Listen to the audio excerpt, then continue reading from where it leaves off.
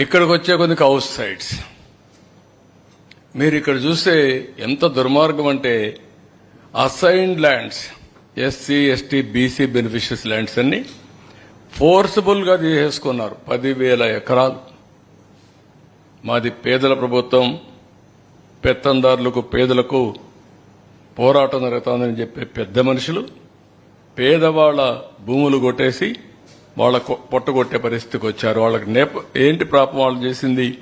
Assignment land నుండి full హక్కు ఉండదు. అలాంటిది చాలా జడ్జిమెంట్స్ కోర్టులో ఇచ్చారు. ఒకసారి అసైన్మెంట్ ల్యాండ్ ఇచ్చిన తర్వాత గవర్నమెంట్ తీసుకోవాలన్నా కాంపన్సేషన్ ఇవ్వాలి, లీగల్ గా ప్రొసీడ్ కావాలి తప్ప హై హ్యాండ్ గా బిహేవ్ చేయకూడదని చాలా స్పష్టంగా చెప్పిన 10,000 ఎకరాలు లాక్కునే పరిస్థితికి వచ్చారు. ఇంకొక పక్కన నేను ముందే చెప్పాను, వైసీపీ లీడర్స్ హౌసింగ్ కాలనీ ఎక్కడ రావాలో వాళ్ళే డిసైడ్ చేస్తారు.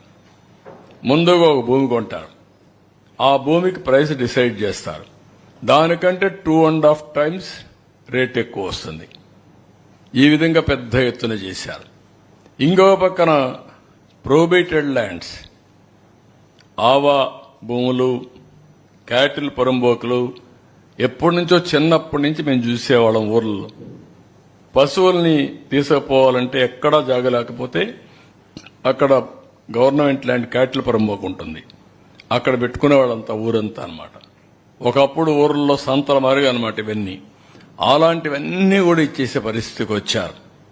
Unsuitable land assigned, low lying land, lands very far away from village, శ్మశానాలు, లేకుంటే పొలాలకు పోయే భూములు, ఇవన్నీ కూడా ఇచ్చే పరిస్థితికి వచ్చారు. ఇన్ఎలిజిబుల్ బెనిఫిషరీస్ కూడా పెద్ద ఎత్తునిచ్చి వీళ్ళ కార్యకర్తలకు వాళ్ళ మనుషులకు ఇచ్చుకోవడానికి వాళ్ళ నాయకులు పెద్ద ఎత్తున వ్యాపారం చేసే పరిస్థితికి వచ్చారు. నెక్స్ట్